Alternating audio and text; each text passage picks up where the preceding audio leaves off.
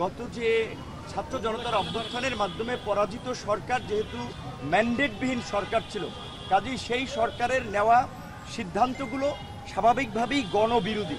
আমরা 15ই আগস্ট শোক দিবস সহ বিভিন্ন গুরুত্বপূর্ণ সিদ্ধান্ত যে সরকার নিয়েছে সেগুলো রিভিউ করতে বলেছি, এবং আমরা সহ এখন পর্যন্ত যতগুলো রাজনৈতিক দল আজকের এই সভায় অংশ নিয়েছে, প্রধান উপদেষ্টা এবং অন্যান্য উপদেষ্টাদের সাথে তারা পরিষ্কারভাবেই বলেছে 15ই আগস্ট, এই আগস্ট হচ্ছে জাতীয় বিপ্লবের মাস। আমরা আগস্ট বিপ্লব হিসেবে এই মাসকে উদযাপন করতে চাই। এটা আমাদের শোকের নয়, এটা আমাদের সুখের এবং শান্তির মাস।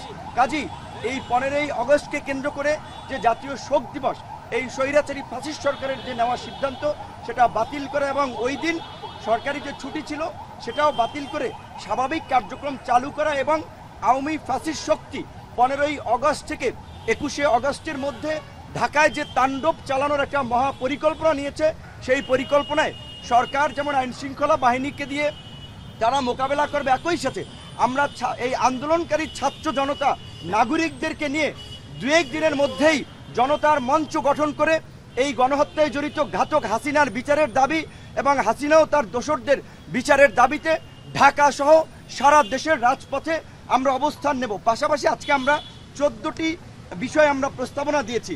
দেশের বর্তমান প্রেক্ষাপটে অর্থনৈতিক স্থিতিশীলতা ফিরিয়ে আনতে কোনো ব্যবসায়ীর উপরে আপনার হয়রানি না করা, সবাইকে নিয়ে মতবিনিময়ের মাধ্যমে ব্যবসায়ীদের স্বাভাবিক কার্যক্রমের সুযোগ দেওয়া, 64 জেলা এবং 650 উপজেলা এবং থানা পর্যায়ে ওসি, ইউএনও, ডিসি, এসপিদের যারা এই সরকারের সহযোগী ছিল তাদেরকে পরিবর্তন করে সৎ, সাহসী, দক্ষ অফিসারদেরকে নিয়োগদানের মাধ্যমে প্রশাসনিক স্থিতিশীলতা ফিরিয়ে আনা, প্রশাসনের মধ্যে যে পাল্টা কু এবং অভ্যুত্থানের যে চেষ্টা করা হচ্ছে সেগুলোকে রুখে দেওয়া, এরকম 14টি দাবি আমরা দিয়েছি। এবং সর্বশেষ যেটি আমরা কথাটি বলেছি, দ্রুত সময়ের মধ্যেই রাষ্ট্র সংস্কার ও জাতীয় নির্বাচনের রোডম্যাপ প্রদান, এবং এই যে আওয়ামীপন্থী যে সংখ্যালঘুদের একটি অংশ আপনার যে বিভিন্ন ধরনের প্রপাগান্ডা এবং বিভ্রান্তি ছড়াচ্ছে, নির্যাতন, হামলা মামলার, এবং সেটাকে প্রমোট করছে ভারতীয় কিছু মিডিয়া,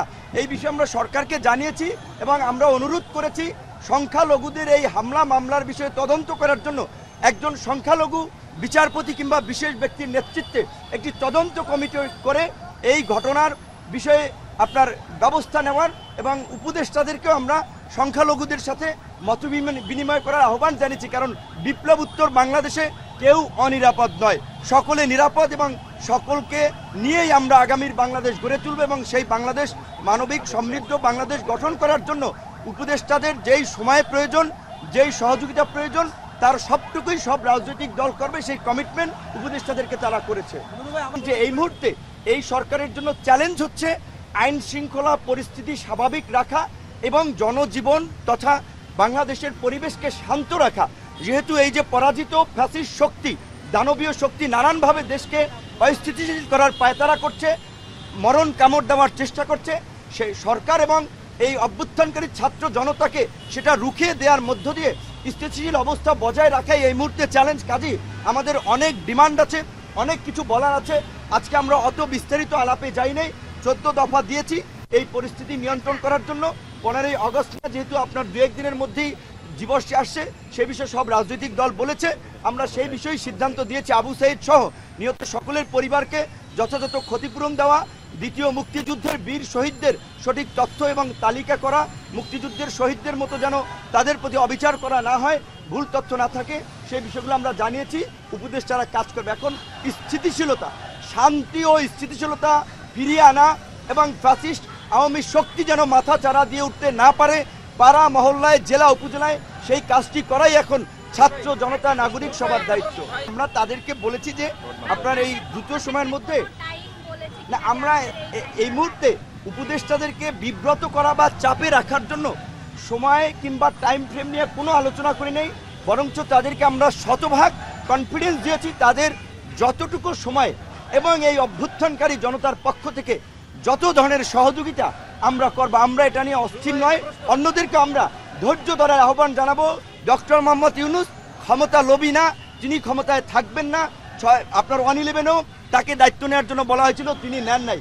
আজকে আমাদের অনুরোধে নিয়েছে, যেটা তিনি বলেছেন যে তোমাদের অনুরোধে তোমাদের কারণেই আমি দায়িত্ব এসেছি, কাজে আমাদের তার প্রতি পূর্ণ আস্থা এবং বিশ্বাস আছে যে গণতন্ত্রে বহুমত বহুপথ থাকবে, কিন্তু পৃথিবীর বহু দেশে নজির আছে যে মানবতা বিরোধী অপরাধে জড়িতদের বিরুদ্ধে আইনগতভাবে পদক্ষেপ নেওয়া, তাদেরকে নিষিদ্ধ করা। জার্মানিতে নাৎসিদের নিষিদ্ধ করা হয়েছে, আপনার ইটালিতে মুসলিনের পার্টিকে নিষিদ্ধ করা হয়েছিল।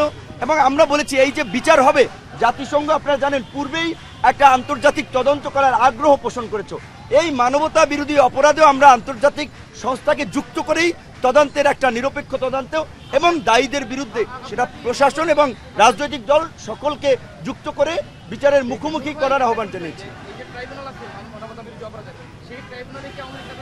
না, এইটা তো আপনার শেখ হাসিনার গঠন করা একটা পাপেট বিচার ব্যবস্থা, পাপেট প্রশাসন। এই প্রশাসনকে ঢেলে সাজানোর জন্যই কিন্তু আমরা বলেছি বিচার বিভাগ সহ প্রশাসনের সর্বস্তরে এই ফ্যাসিস্টের সহযোগীদের চিহ্নিত করে দ্রুত চাকরিচ্যুত করা, তাদের বিরুদ্ধে পদক্ষেপ নেওয়া এবং সৎ দক্ষ পেশাদার অফিসারদেরকে দায়িত্ব দিয়ে আইন শৃঙ্খলা পরিস্থিতি স্বাভাবিক আনা, এই দায়িত্ব আমরা সুস্পষ্টভাবে আমাদের 14 দফার মধ্যে জানিয়েছি। আপনাদেরকে আমরা একটা কপি দিয়ে দিচ্ছি। ধন্যবাদ।